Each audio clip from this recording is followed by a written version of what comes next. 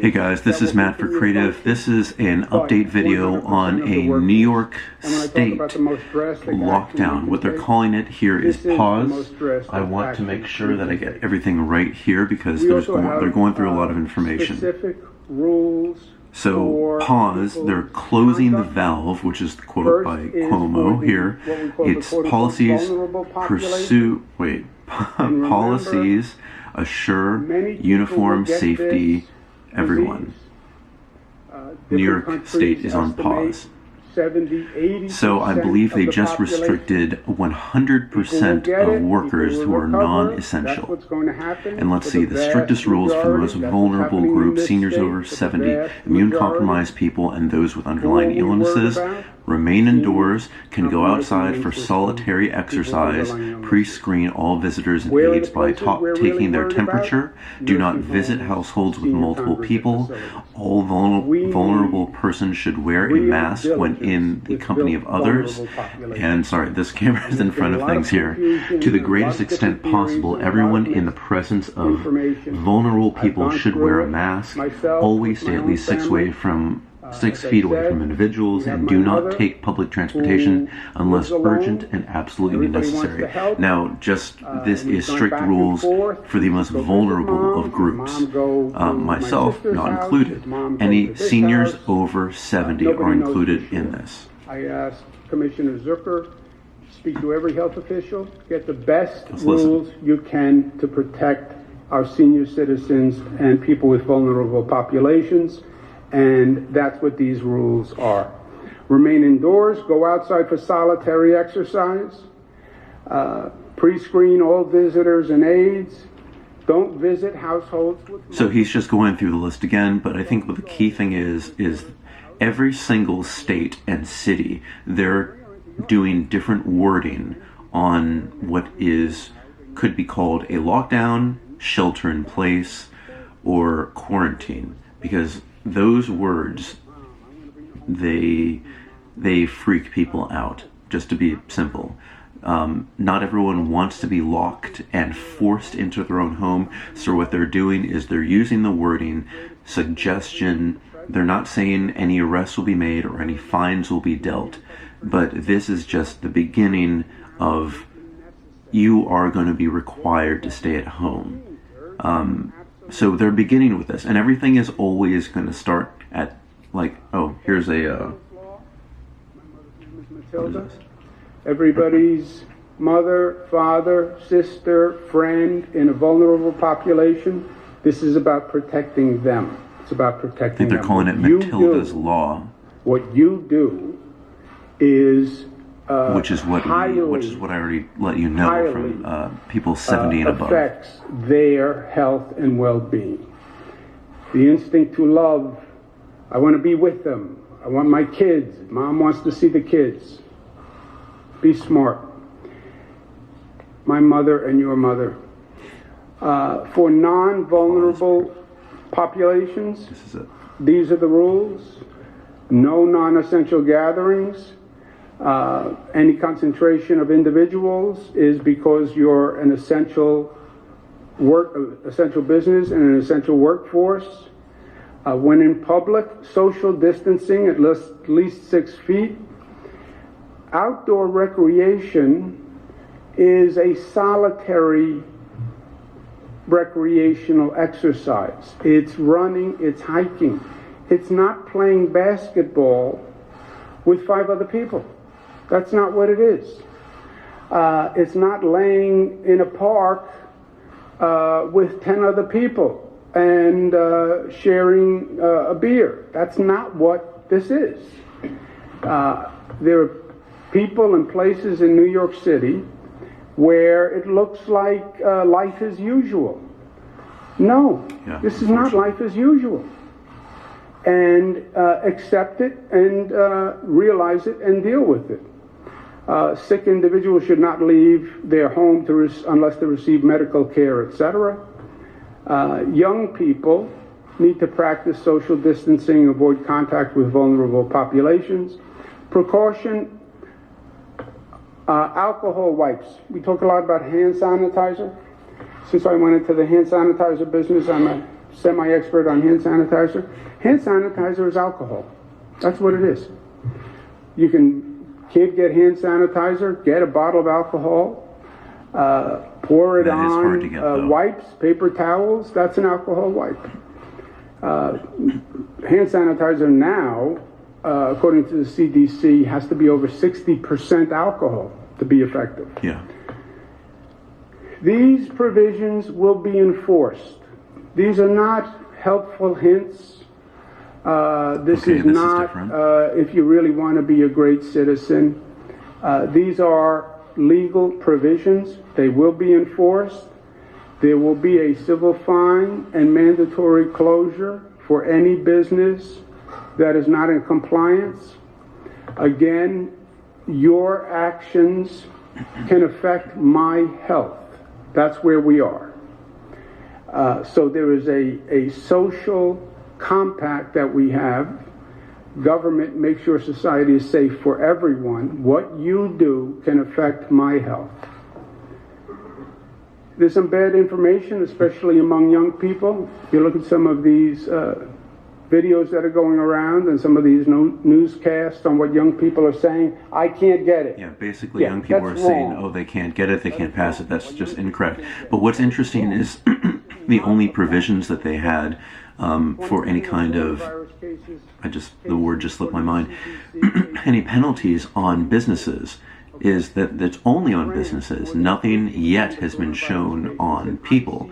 So while he said, hey, don't play basketball, don't come in groups, and don't do things close together with people, I mean, outside of, yes, your own home, you know what I mean? But yeah, they just are focusing on businesses, because I think if they said, hey, if you're out and we'll find you, again, people would not be accepting of that, and I think that could be get a little bit worrisome. All right, a little background while he's just talking about this young people thing. I live in New Jersey. I go to New York City for basically everything that I need because it's much easier for me to get this.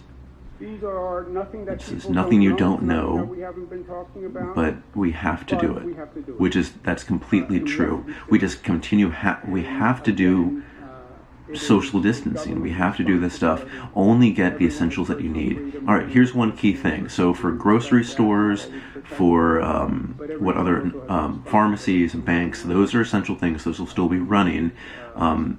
Non-essential stores, they have been reduced to, there was 100%. Okay, here's regional actions. Work unless the geographic area is an area that works. I have spoken to the governor of New Jersey, governor of Connecticut about the actions that we're taking today.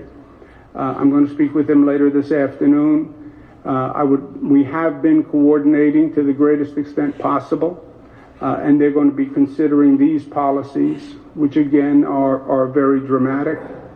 And I said I'd like to do it in coordination. I understand we have somewhat of a different circumstance in New York, but they are considering it. We've added Pennsylvania and Delaware to the states we're working with. And again, you can have businesses in New Jersey. If they don't close, then their workers are driving. So what they're doing is they're putting a great emphasis on regional action, which is great because if you do it in one state and then somebody leaves the state, hey, that's not going to help you out. So it's in a region, not just a state thing, but they're trying to coordinate this all together. The number of cases, and you can see why we've taken these dramatic actions. Total positive up to 7,200 new positive cases. Now, I've told you in the past that the number of cases is relative to the number of tests. I've also said that New York has been very aggressive about increasing our number of tests. We went to the federal government. We asked for authority to allow the state to run the tests as opposed to waiting for the federal government. The president granted us that ability. I ramped up all the labs in our state. We opened drive-throughs all across the state. We have the testing so high in New York right now that we're testing per capita more than China or South Korea, okay? And China and South Korea obviously had a much longer time to ramp up. So we have done a great job at ramping up the number of tests. But when you ramp up the number of tests, you're going to get more positive cases. Well, now we're more worried. No, because it was the reality. The tests are just demonstrating what was. And again, if we could do more tests, you would find more positives. And finding positives is a good thing because then we can isolate and we can track back. The number of counties continues to increase, and it will until that entire state is blue. So yes, this is, I guess, more basic information. So as the testing increases, the numbers will increase. Now they show here New York, let's see, total United States cases, 15,490. Deaths is now at 201. The most impacted states in the United States, New York is the most impacted, wow, by a lot. 7,102. The next highest would be Washington. I believe that's Washington State, and that's 1,376. But that does inverse, where Washington has more deaths of 75, where New York has 35. So again, this is going to be the beginning, in my opinion, in my speculation on this is going to be the beginning of a greater shutdown for the entire country. It's going to follow suit and just go into place ever since California's lockdown was announced yesterday. But that was more for the population. Here in New York State, at least, they are focusing on the businesses and not indicating people as much. Total people tested in the country, 32,427. Total new, which they don't have a date on it. Is that today new or anything? I think that, oh shoot, it just changed. That was a lot less. Current hospitalizations, 1,255 out of 7,000. Again, overall perspective. Worldwide cases, 250,000. Deaths, 10,000. Recoveries, 86,000. Pending cases, 158,000. That case, she was never hospitalized, she stayed home, and she now tests negative. That's what's going to happen with 80% of the people. So, yeah, let's see. Okay, this is just a past response. So what's true here is that, now, again, this is something that I've heard from some places, but I haven't seen it heavily reported on, so I can't say this is completely true. Mortality rate has been seen as 3%, which is much higher than the traditional flu, but it is 3%. But let's think about that. That's a large number when you're talking about millions and billions of people. What he's saying here, and what is true, is sometimes for 80% of the population, this is what he stated right here, is that you will test positive, you will stay at home, and you will get over those, and you will then test negative. So that's a very positive news. That's 80% of the people. That means 20% of the people, according to what I've heard, will have to go, like if they do test positive, they will have to go into a hospital to get treatment, or something in between staying at home, taking care of yourself, and hospital. And then 3% of the people who get it, I believe that's the mortality rate.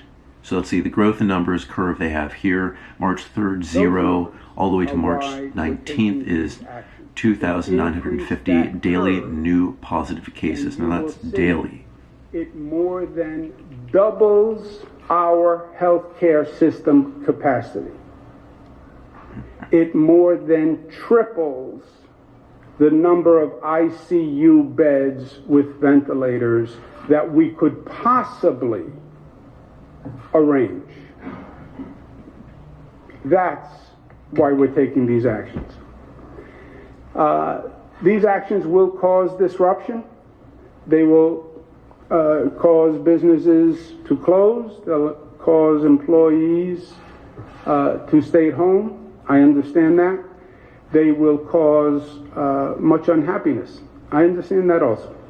I've spoken to my colleagues around the state, the elected officials. I've spoken to business leaders.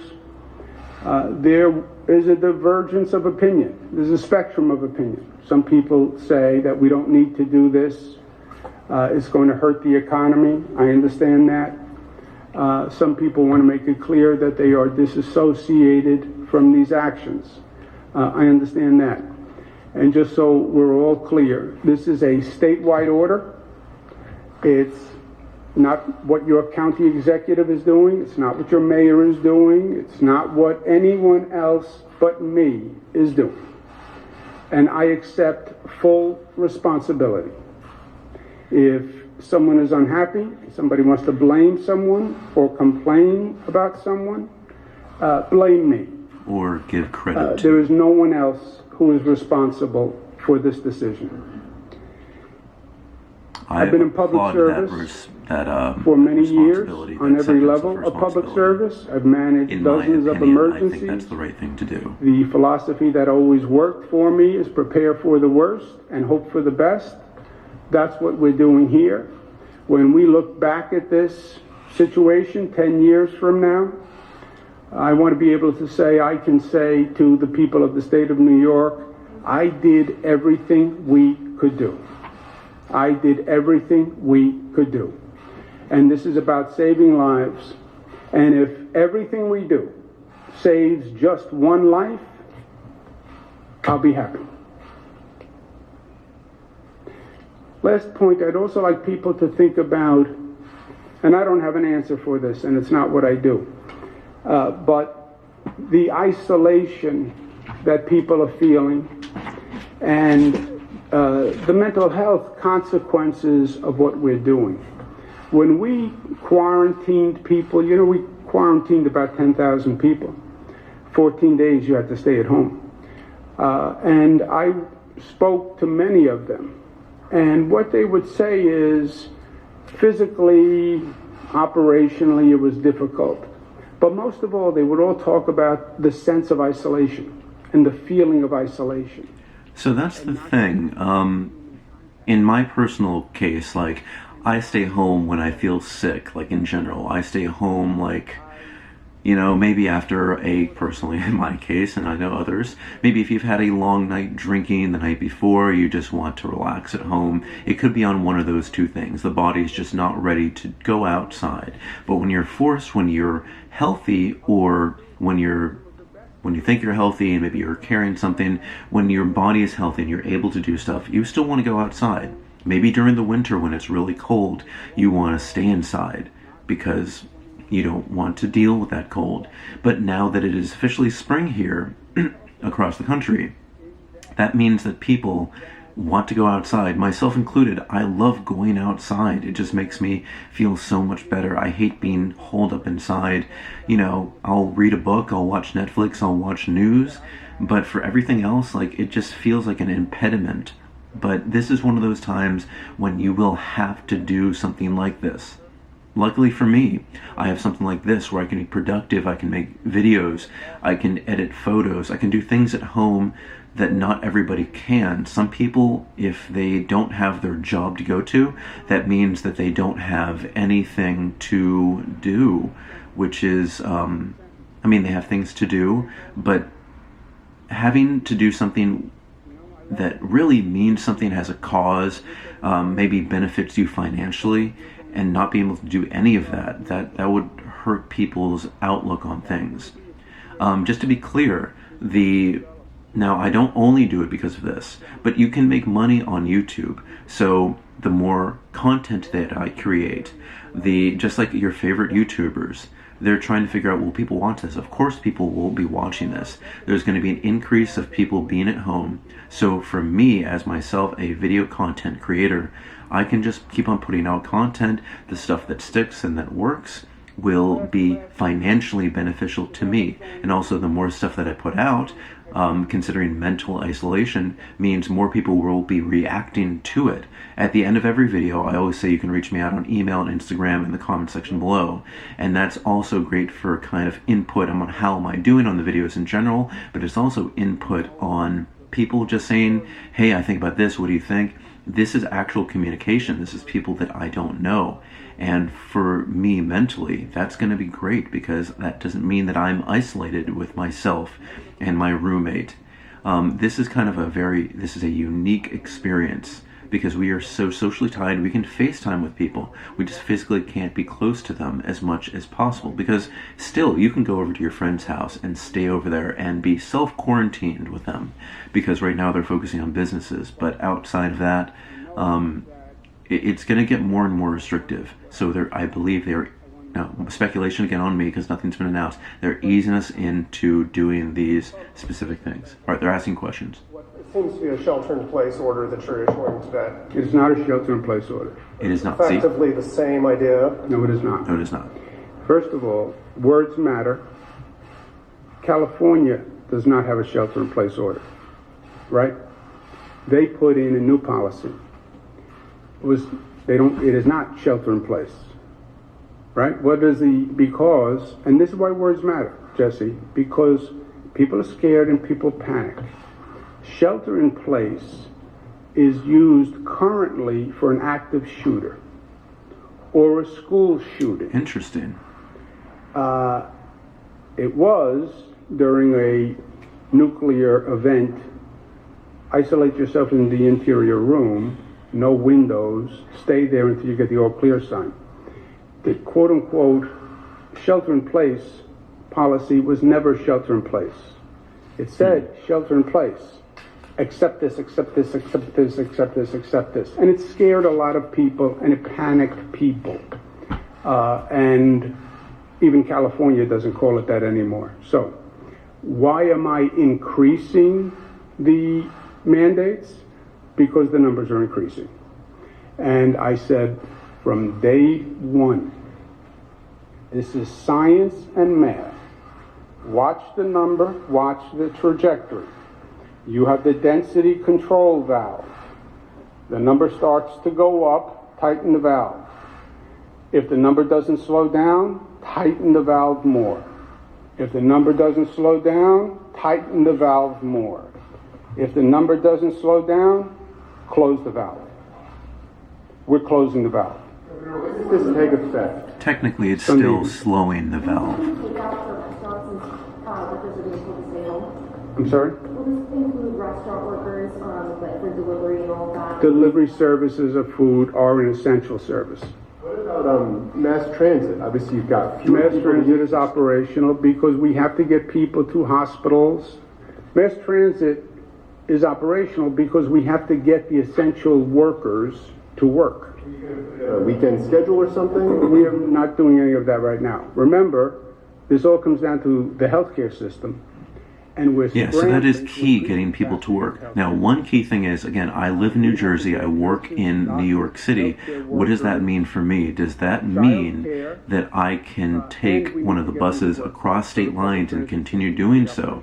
Now, one of my locations we just had to close down in New York City, but there's still Brooklyn locations. I'm curious, what do I do in this case? I'm going to find out today, actually, later after in a separate video. We are going to monitor it. There will be civil fines, and there can be mandatory closures for businesses that don't comply. I am not kidding about this.